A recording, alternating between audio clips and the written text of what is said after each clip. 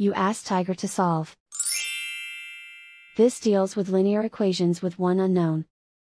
The final result is x equals -4. Let's solve it step by step.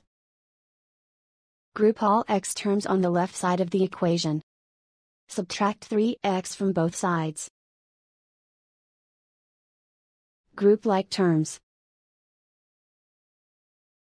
Simplify the arithmetic.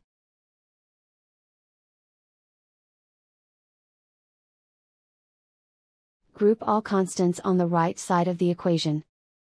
Add 8 to both sides. Simplify the arithmetic.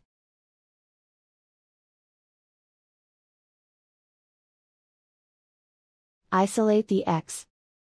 Divide both sides by -2. Cancel out the negatives. Simplify the fraction. Move the negative sign from the denominator to the numerator. Find the greatest common factor of the numerator and denominator.